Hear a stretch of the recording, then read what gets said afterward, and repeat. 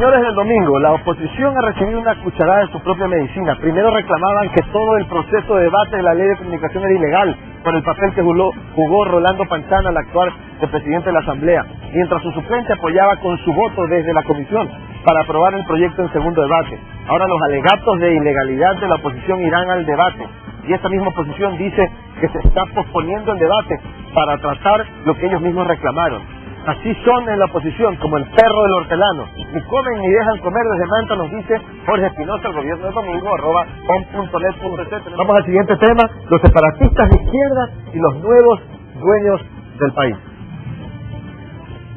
Como resistencia o protesta social.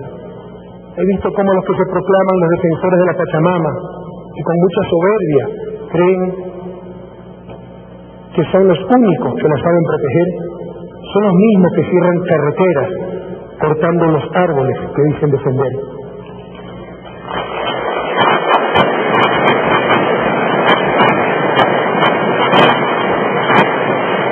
He visto como los que se proclaman de izquierda popular, democrática, para defender sus intereses, no dudan en apalear, agredir y así evitar consultas populares que cuando convenían sus intereses se impulsaron. He visto como en nombre de la izquierda, sindicalistas corruptos que destruyeron a Petroecuador, en lugar de por elemental decencia quedarse callados, tratan de dar cátedra de manejo soberano de nuestros recursos. El separatismo, disfrazado de ilegítimas y legales autonomías, antes era patrimonio de la derecha más recalcitrante de la provincia de Guayas. Hoy son grupos supuestamente de izquierda y muchas veces autodenominados ecologistas e indigenistas que quieren prácticamente independizar a la región amazónica del resto del país y apropiarse de los recursos naturales que en ella existen. La pregunta es si Correa tiene razón en estas críticas que hace, en el sentido de que esta izquierda perdió su rumbo, o lo que está haciendo es criticar a quienes antes eran sus aliados. Francisco Jiménez. Bueno, en el caso en general de la izquierda y en particular del sector indígena, creo que hay un denominador común que califica la intervención de ellos durante los últimos años. Yo diría que es la confusión. La confusión acreditada por el hecho de que dicen defender una cuestión, pero sus métodos son completamente inapropiados, protegen ciertos privilegios para cierto sector de la... Y eso ha sucedido, según tú, durante varios años antes de este gobierno. Yo creo que es acrecentado sobre todo a partir del gobierno de Lucio Gutiérrez, de quien formaron parte, que fueron parte importantísima para la consecución de la presidencia, y de quien después se alejaron en vista de que fueron objeto de una traición por parte de Lucio Gutiérrez. Y esto se sabía, y esto venía pasando como tú dices, y yo coincido contigo en este punto. ¿Cómo entender que Correa, sabiendo esto y anotándolo ahora como algo negativo, los acogió cuando los necesitó? Porque eso no significa que no formen parte del Ecuador, que no sean un grupo importante, eso no significa que no esté bien que como institución sean visibles frente al tejido social que está pretendiendo articular el Estado. Entonces son un grupo perfectamente legítimo. Pero como parte de un proyecto político, cuando tú sabes que esa gente actúa de la manera en que tú has anotado aquí, ¿cómo entenderlo? Pero no, es que eso no se puede generalizar. Uno tiene la obligación de tratar de articular a la mayor cantidad de espacios y sectores productivos, sociales, económicos, de todo tipo, para poder gobernar. Eso no quiere decir que ellos en un momento determinado puedan cometer el error, como creo que lo están cometiendo, de pensar que su visión es la única que tiene vigencia e importancia en el país. Y a tu criterio, entonces, adecuada esa crítica porque refleja de alguna manera la realidad. Enrique Herrería, esto es de alguna manera lo mismo que hemos visto antes, es decir, que cuando alguien está en contra de Correa, de alguna manera se vuelve un enemigo político, pero cuando está a favor no criticas, o es crítica, o la crítica es válida.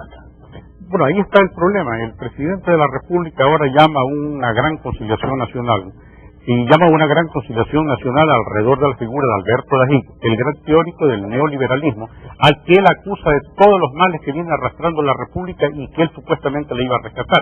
Pero en su defecto, a quienes han sido sus socios del proyecto político, que han sido los indígenas, los descalifica, los estigmatiza, los insulta y los excluye ya de su gobierno. Por lo tanto, estamos viendo a un presidente de la República que tiene un doble estándar. Bueno, pero no solamente afecta a las personas con las que en ese momento tiene o intereses comunes o tiene proyectos de orden. Pero yo te podría hacer el otro argumento. No es que los está excluyendo, sino que les está diciendo, señores, si ustedes quieren participar de esta idea de proyecto que tengo yo, ustedes no pueden comportarse de esta manera. Pero de la otra manera, que es una manera racional, sin palos, piedras y todo lo que dice Correa, de esa manera sí, no podría ser esa la lectura. Palos, piedras y balas fue lo que le dio Correa a los habitantes de Ayuga y a su prefecta. Por lo tanto, no es el discurso, por lo menos él no es el discursador idóneo para decir que hay que tener una actitud pacifista, además por su lenguaje cotidiano. Este es el punto. Gustavo Arquea, si realmente se quería una reconciliación nacional, ¿no cometió un error ahí Correa de no haber dicho, ¿sabes qué? Señores indígenas, hemos vuelto a la página, reconciliación, o era adecuado esa crítica puntualizada que hizo sobre ellos? Mira, yo creo que lamentablemente Pachacutic y la CONAIE, que representa al sector más beligerante de los indígenas, y también el sector de MPD, lo que queremos hacer la izquierda radical, sí, señor, me parece que están en este momento en posiciones extremadamente negativas, que no aceptan nada, ¿ya? No aceptan ni la guerra ni la paz. O sea, me parece que esa es una posición equivocada, ¿ya? En la Asamblea tuvimos conflictos duros y serios con las posiciones de Pachacuti, incluso con el MPD, pero finalmente en puntos claves había una votación donde ellos la apoyaban. Me parece que es necesario regresar a una reflexión para decir, a ver señores, hay cosas importantes que es necesario llegar a consenso y llegar a acuerdos. En ese sentido, yo creo que es posible superar esos entrampamientos y llevar adelante este proyecto de cambios profundos y revolucionarios que definitivamente está beneficiando a los indígenas. Escuchaba, y me parece que un aspecto sumamente destacado del informe de labores del presidente es haber superado en 10 puntos la pobreza indígena en el campo. Creo que esto es muy importante y es un logro muy importante. Ese es el punto, pero no es también cierto que quizás aquí Correa ataca o critica a este grupo porque quizás esa es la posición que mayor credibilidad tiene porque sale de alguna manera de las entrañas de esa izquierda, o no, Andrés Páez? Yo sinceramente desearía que el presidente Correa aproveche su enorme caudal electoral y toda su capacidad, que nadie la puede poner en duda, para gestar un gran proyecto nacional.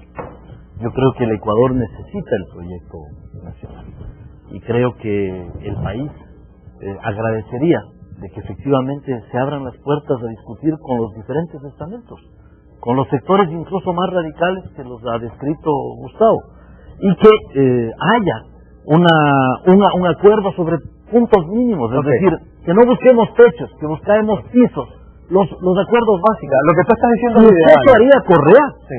Pasaría a la historia y quedaría varios años en el poder, pero desgraciadamente Correa no lo va a hacer por lo que decía Francisco. ¿Por qué? Por esa confusión que él la ha descrito tan talentosamente y que yo creo que le ataca directamente al propio presidente, porque él no es un hombre de izquierda. Te hago esta reflexión. Es válido lo que tú dices, un escenario ideal. Yo me refiero a la confusión del sector indígena. Sí, pero yo digo que también le ataca a Correa.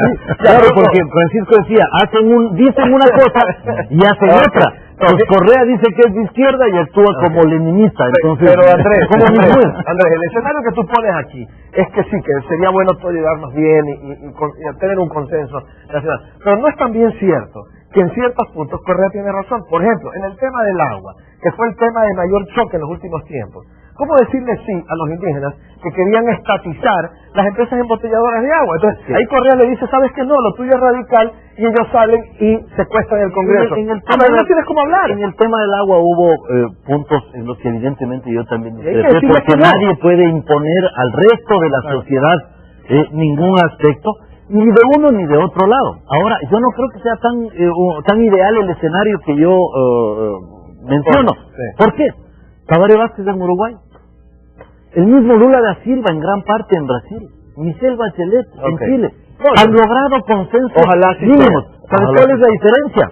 Que tú no le ves, o no le has visto, ni a Bachelet, ni a Tabaré, ni a Lula los sábados detrás de un micrófono insultando a todo el mundo. Pero es la gran diferencia.